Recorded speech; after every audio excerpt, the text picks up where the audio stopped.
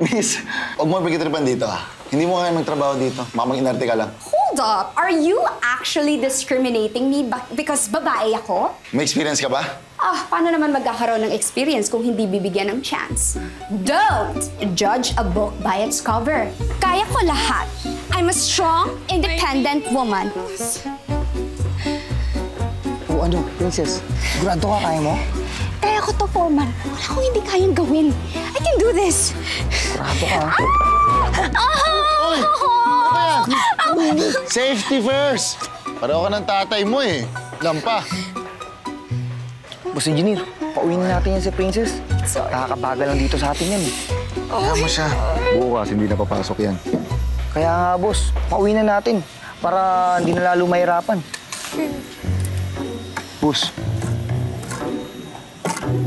Hayaan mo siya. Eh, kung yan talaga yung gusto niya eh. Better. Sige, boss. Happy. Anak, nasa ka ba? Pagkagising ko kanina, wala ka na. Ay, sorry, Dad. May inasikaso lang kasi ako. Inasikasong ano? Ay, yung ano kasi, Dad eh. Basta explain ko sa'yo. Ay, Dad, medyo choppy po, oo. Tatawagan kita mamaya, okay? Hello? Hi, boss. Sorry napaupo lang ako ng saglit kasi sobrang init.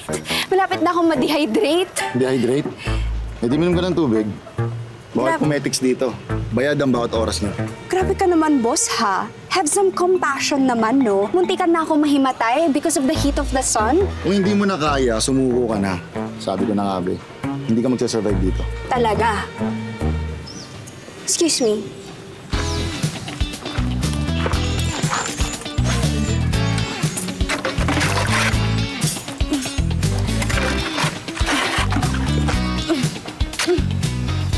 O, kita mo na.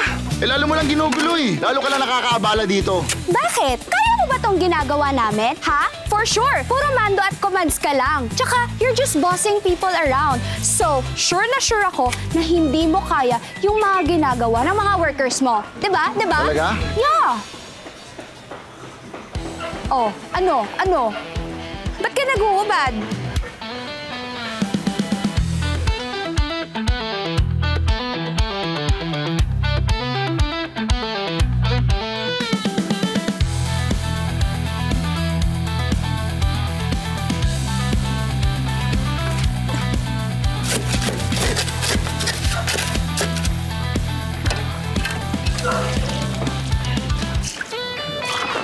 Ano kayo sabi mo?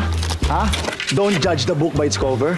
Palibhasa, puro pagpapaganda at pag-inarte lang alam mong gawin. Spoiled ka masyado. Hindi mo alam yung tunay na hirap ng trabaho dito. I'm sorry, boss. Hindi naman po ako bobo o tanga. Kaya ko naman gawin lahat. Basta para kay Dad.